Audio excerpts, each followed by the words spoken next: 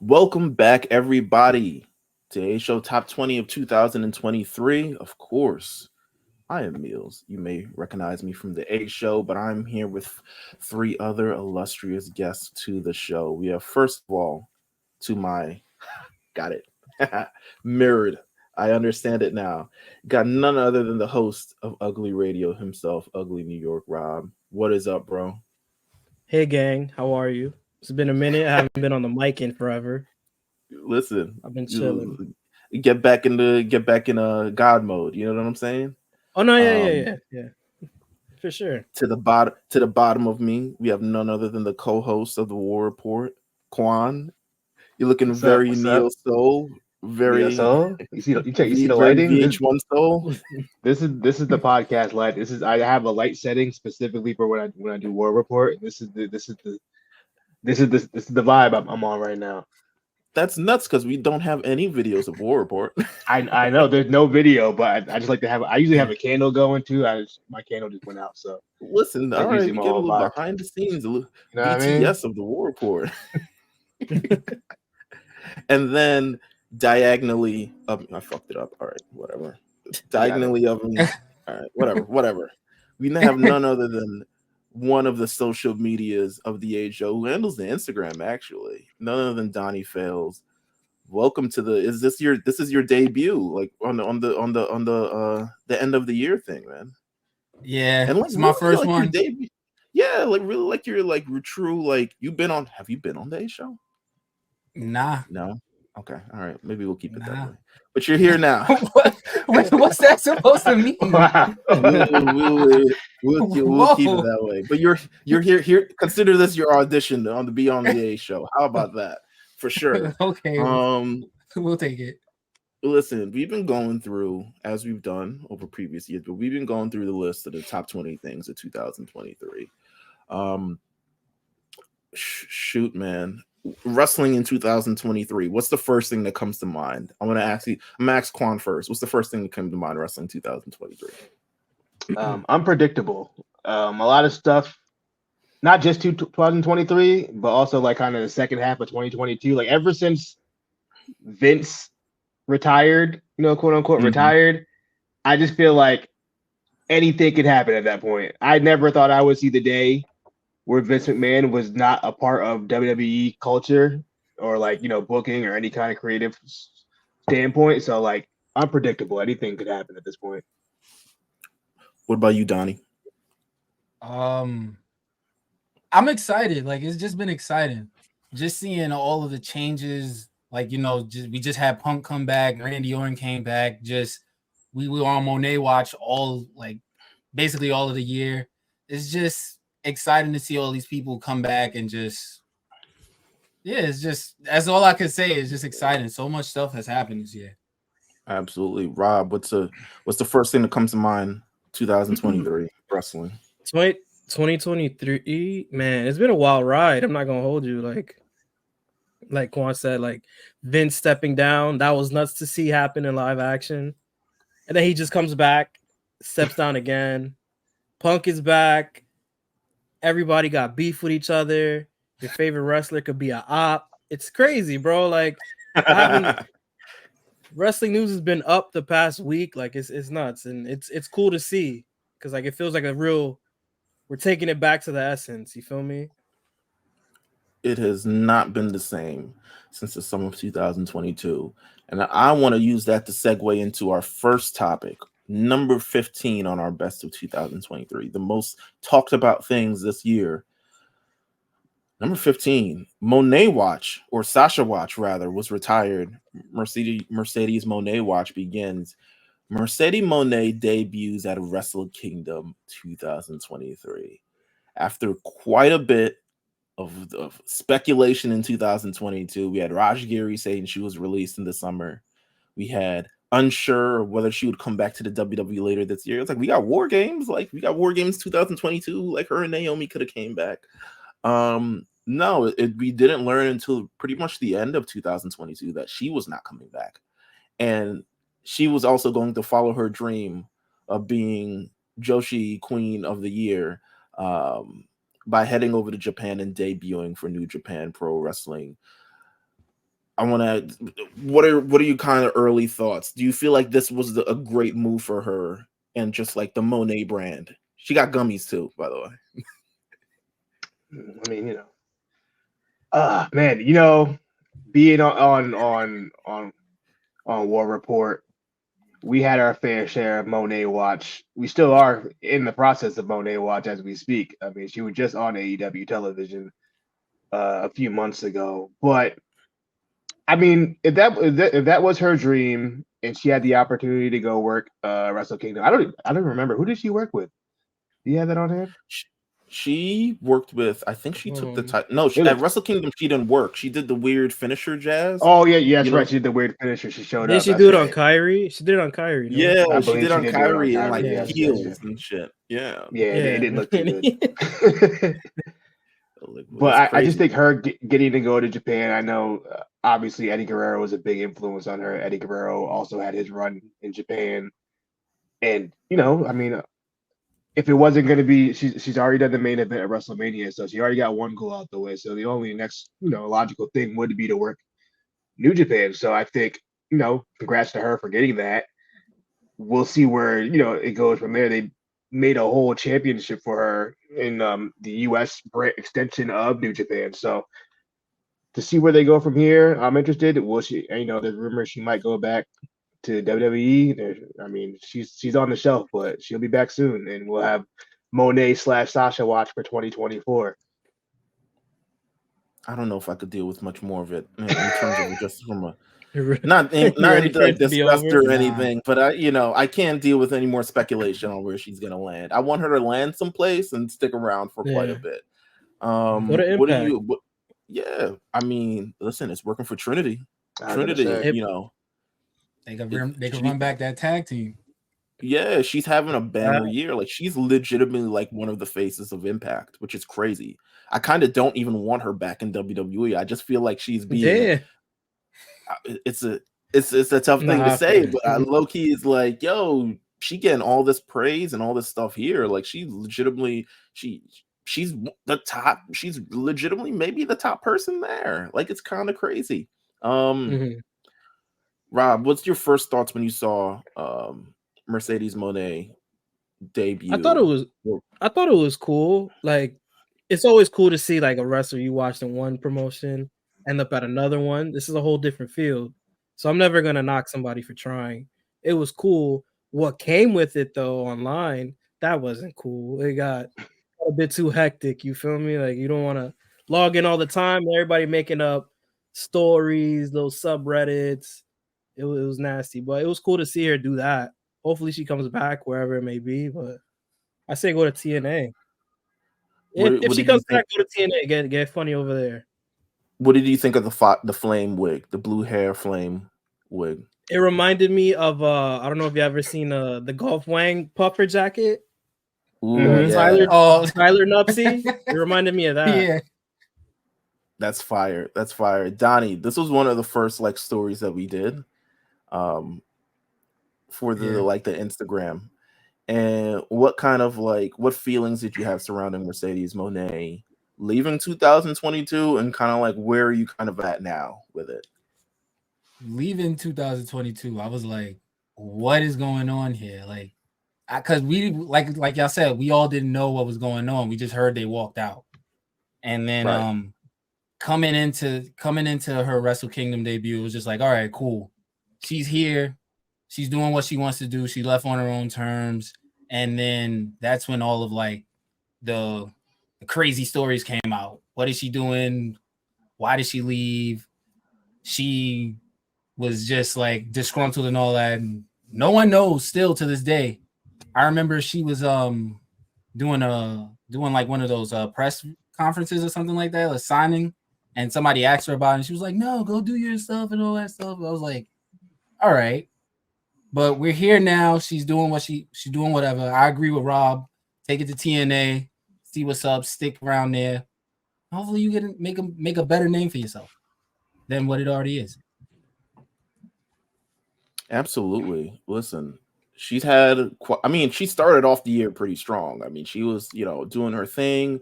Again, she reached the final of the New Japan Strong Women's Championship match. She unfortunately injured herself in the match. We haven't really seen her in the ring since, but one had to think that she was going to win that title. Willow Nightingale ended up winning the title. But with, Is she still the last time champion? No, Willow she lost Nightingale? that. Nah, She lost that. yeah. She lost that. But I think just in general, she I think she was positioned to have a really, really good year. It's unfortunate the injury came and kind of like that unsudden time. But now there's hints. I mean, she was at All In, which was a big deal. It's kind of the first time she's seen on the other, company. Do you feel like, I just want to get a quick answer before we move. Do you feel like we'll see Mercedes Moné in AEW in 2024? Yes. I see it happening. Yeah, I don't know. Quan? I'm like 60-40. 60-40, Yeah, I'm 60-40 gonna say 60-40. She 60% saying she doesn't go, 40% saying she does go. I think 2024. I mean, considering AEW's in pretty dire straits right now, but also the opportunity, the stage is there for her. I mean, it's really, they need a megastar woman in that company to really kind of like even begin to turn things around, and that usually comes with Mercedes Moné. But I honestly think, considering WWE's movement, I don't know. I can't see her in WWE back this soon. I'm gonna say she at least appears for AEW, a couple of events. Forbidden Door 2024. I think we'll see Mercedes Moné in AEW. I can see that. That's what I'm gonna say. Yeah. But until then, let's see. We got another pick right here at number 14. These guys have been killing it the entire year. Damian Priest, Finn Balor, Rhea Ripley, Dominic Mysterio, and now JD McDonough. Judgment Day grabs all the gold this year. Judgment Day's been on an incredible run since getting rid of Edge. Fire. Sometimes you see what he's doing. Yeah. Sometimes it's addition by subtraction in some instances, but they've really been killing it since WrestleMania this year, since Triple H kind of took control, since they kind of like moving things. And what to you kind of has been the standout moment for Judgment Day? Because there's a couple players involved, but what do you think really solidified them as a stable to be reckoned with? Because low-key, I low-key feel like Dominic winning that NXT North American title was like, oh, they can do anything. Like on any brand, any place, any time, anywhere. But you also have like Rhea Ripley, right? She wins the at the time the SmackDown Women's Championship. Now the WWE Women's World Championship.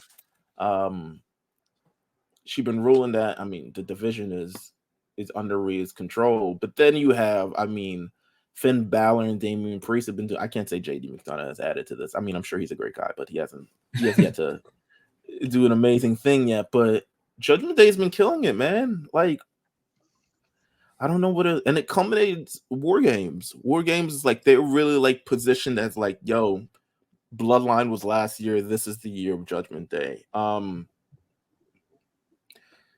Any kind of like, what are your kind of just thoughts? Judgment Day 2023. They had a really good year, bro. Go ahead. I was about to say, I'm just happy my son Roblox finally made it into Judgment Day. Hey man, it was looking spooky for a bit. Look, I'm a huge JD McDonough fan, so the minute he got into Judgment Day, I was like, yes, let's go. My favorite parts were when the Finn was like vouching for him. He was like, I've known this guy for 19 years. Mm-hmm. Anything you can say in front of him, you can say in front of me. You know what I'm saying? Some wild shit like that. What about you, Rob? Nah, 2020 standout. I would say, you can summarize it. 2023 Judgment Day. 2023, bro. Like Priest has been one of my favorites this year. Like he's really stepped it up crazy since coming up. Like being there for Backlash, seeing him have that classic with Bad Bunny. Like Ooh, even in the that's loss, right. that whole group gained more. So throughout the whole year, they just been crushing it. Dom goes to NXT, fits like a glove, wins the title there. Rhea has the title. They end up getting the tag titles, and it all just fit. And it just went to show that, like, even though they have the bloodline, JD and all them are still holding it down on Raw. Sometimes they go to SmackDown. It's like synergy with them. Quan, bring it home. What do you got to say?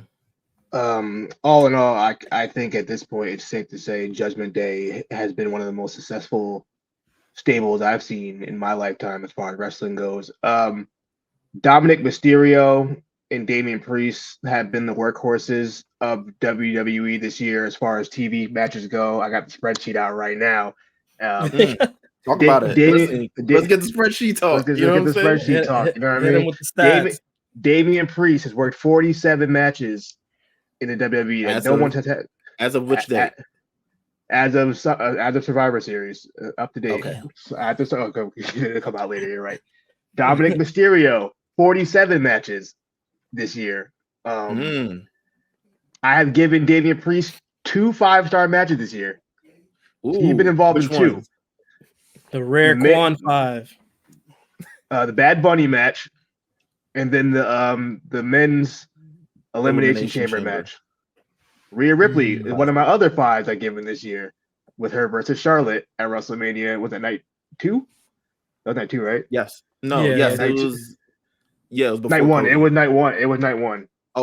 Oh, was it? It was before the tag team match. Yes, that's yeah, right. Because I remember Charlotte was out there wrestling like she had to prove something. Like she should have been that main event.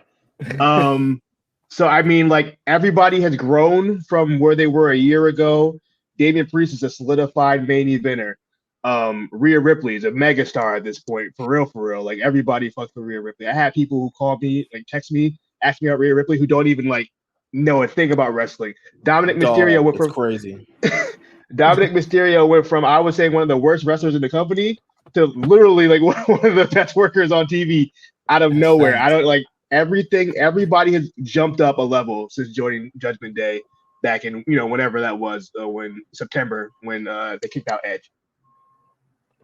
It's amazing. Listen, Judgment Day is ruling the roost. 2023. I'll do another one-word question. Judgment Day, best stable in wrestling right now? Yay or nay? Right now.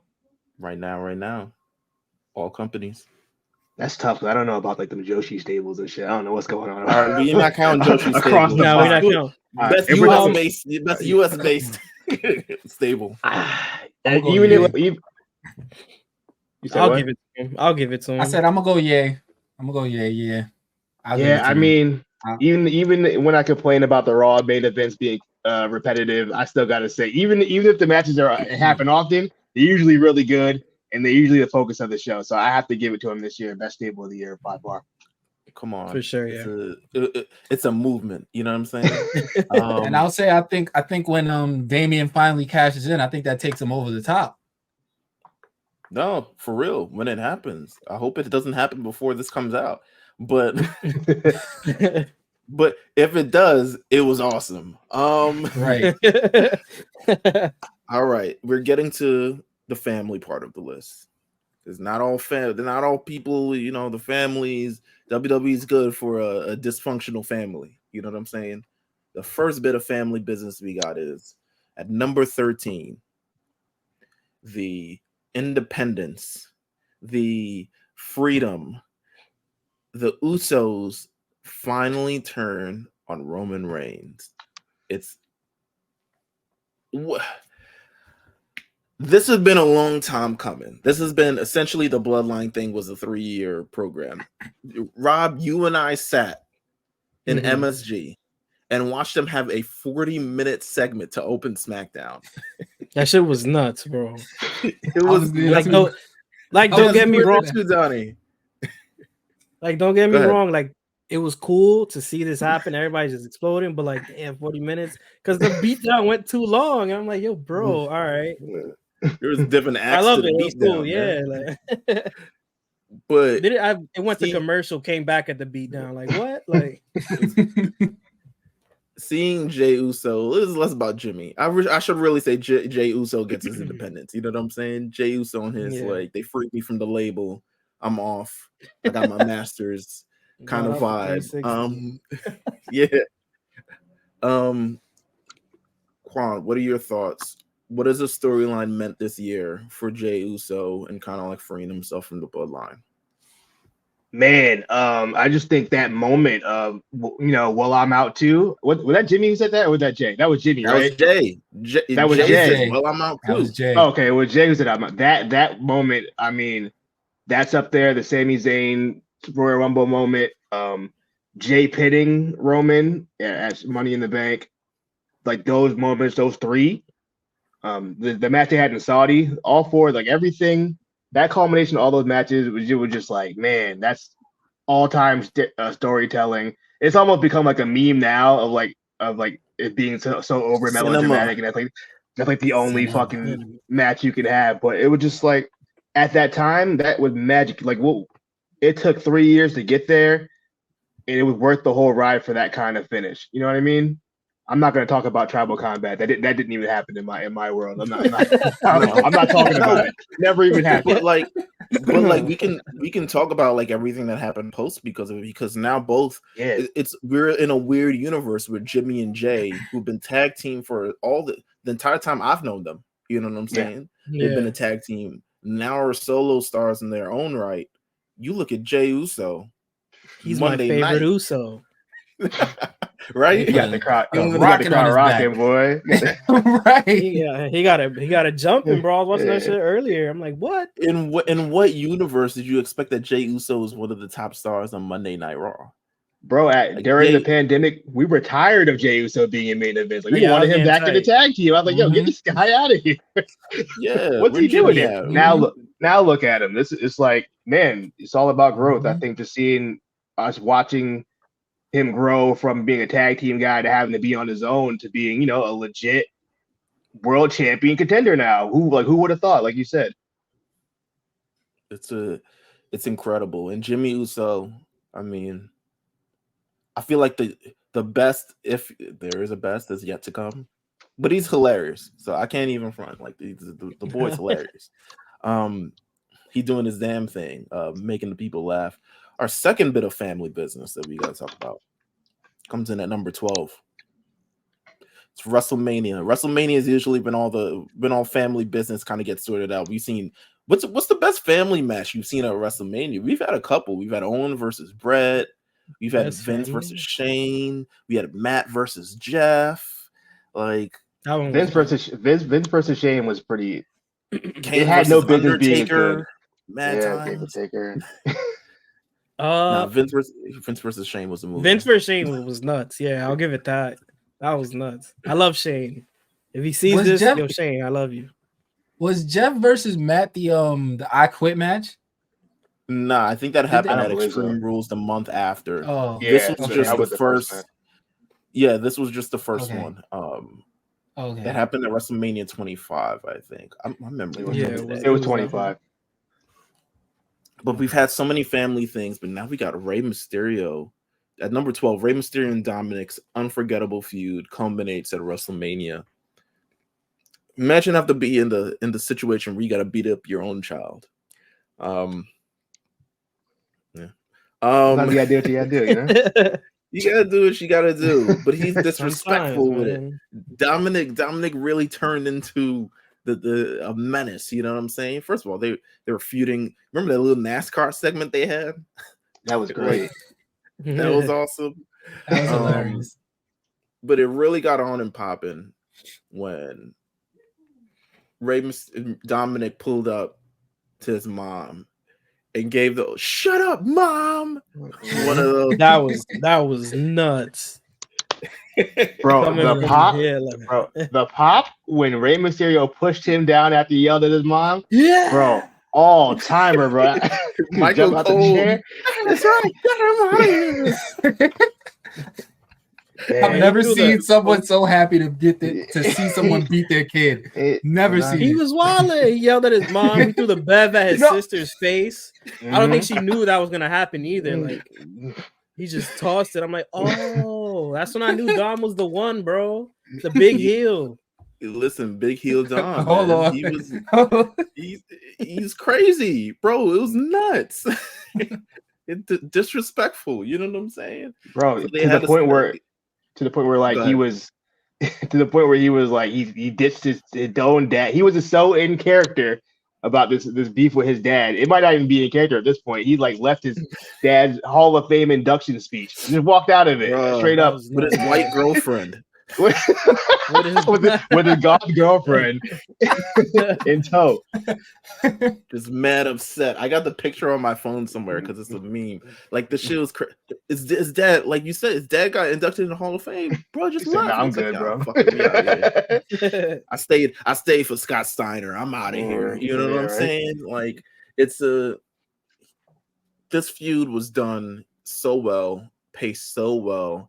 Even to the standpoint, the shit happened. The shit kicked off at Clash of Champions last year. They switched Ray to another brand, but he couldn't escape his son, who was just really terrorizing everything, especially on holidays. Money, you know, on holidays. Those are great. They pulled up those tweets were great. Was it Thanksgiving or Christmas? He pulled up. He did both. He did Christmas and Thanksgiving, bro. He got locked up on holiday. He got locked up on Christmas, right? Yeah, yes. He got locked up on the Christmas one. And that's when he became Dirty Dom. You know what I'm saying? I don't know why he's Dirty Dom when he get out of jail, but he's Dirty Dom now. Hey, man. But listen, WrestleMania match was tremendous. Big pop, big emotional stakes. If this is Rey Mysterio's, I don't think this is his last Mania match because it seems like him and Santos. People turn on Rey like nothing, bro. It's crazy. It's like highly disrespectful. Yeah. At what point is he the problem? I was about to say we need to talk about that. I think that needs to be talked about more.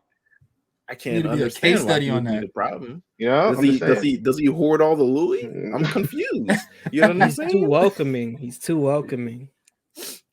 People want to use him as a stepping stone, and you know what? That's what Dominic Mysterio did, because since Dominic Mysterio feuded with Rey Mysterio, it's been up. Hot girlfriend, championships, terrorizing NXT, terrorizing Raw, terrorizing SmackDown. Listen, terrorizing Buddy Murphy. Yeah, on the show. Jeez. He's not even on payroll, and he's still terrorizing him. Yeah, bro, come on, man. But you know what? We love it. Rey Mysterio, Dominic Mysterio. That's number 12 for this year. We're gonna end this video of this portion off. We're gonna end up with number 11. It's a monumental moment. This is a War Report moment right here. We waited for the poll. We waited for the numbers to come in, and the numbers said that NXT is a victory. Number 11, NXT wins the Tuesday Night Wars against AEW. Oh my, this was a war. And I know there was a war because there were casualties. That's how I know that there was a war. People could say this wasn't a war, but definitely some people got hurt in more ways than one coming out of the show. Quan, talk about NXT's kind of growth over the last year. Well, actually, the last 2 years culminating to this moment. Like, what have you seen since 2.0 and evolving to 2.0 to white and gold and kind of like now? I think NXT defeating AEW on that night a few weeks ago, you have to really go back to the beginnings of NXT. Honestly, you have to go all the way back to the beginnings of AEW starting, right? I think the main roster, there was that obvious vocal minority who was really not fucking with like what's going on our TV show. So they all kind of transported over to NXT, which was, hottest fish grease for years, was arguably the hottest brand in WWE for some years. Then AEW started. So a lot of that crowd shipped over to AEW. AEW was the promised land of you're going to get more of that kind of style of match. We fast forward, NXT is getting a rebrand, right? NXT gets the rebrand. There's rumors that Vince McMahon is involved in this NXT rebrand. People don't want that from their NXT. That's the whole reason they go to NXT, is because of Vince McMahon, right? So a lot of people, a lot of wrestling media, a lot of wrestling content creators, they just turned their back on NXT and said, nope, we're not rocking with this anymore. We're done. Nobody's watching NXT 2.0. So me and Cyrus, we were on the front line. He said, you know what? Let's give this show a chance. Let's give it a shot. It started off a little hectic, but I saw the vision. We saw the vision to the point where we got to watch guys fresh green as hell go from not knowing what the hell they're doing to beating AEW, the show that was supposed to be like the superior, the anti-sports entertainment show. They took their sports entertainment brand of NXT 2.0 and beat them. Like, you can't, like, it's so fulfilling watching these wrestlers go from where they started to where they're at now, building characters, improving, which, you know, a lot of the young guys over at the other company, you can't say that for. So to see that happen, it was low-key a proud moment. Like, I'm not one of those like tribalism, like this is my team, this is our team, but NXT, that's my team, because I've been watching these guys from the jump. I never turn my back. I see these content creators now trying to get in on it or whatever, but like, we've been here this whole time. So it was a cool, it was almost like a win for me. I felt a little vindicated. Like, you know what? I saw the vision with these guys, man. Absolutely. And they beat them. What about the rest of you guys? How did you kind of feel that night, the moment, NXT just in general? I mean, AEW in general. AEW had just got Cope, you know, big Cope. Oh, word, yeah, it was fresh off the Cope. It's Cope versus Luchasaurus, baby. That sounds crazy. Fresh out the Cope. Old man, everyone got a new name versus now. Dinosaur. What is he? Kill switch or some shit? He's Kill Switch now, baby. He bugging. I mean, yeah, you go ahead, Donny. I mean, the war on Tuesday, it was just like, it was fun seeing the reaction on I guess Twitter, or we call it X, whatever you want to call it. It was just fun seeing the reaction. I know you social media manager and it's ingrained in you, but you're not calling it X here, baby. We'll call it Twitter then. But the reaction overall was just like seeing a lot of people eat their words and just was like, oh, we really lost to NXT. Like, this is not fair. This is not cool. They called back John Cena and all these people to come through and do this.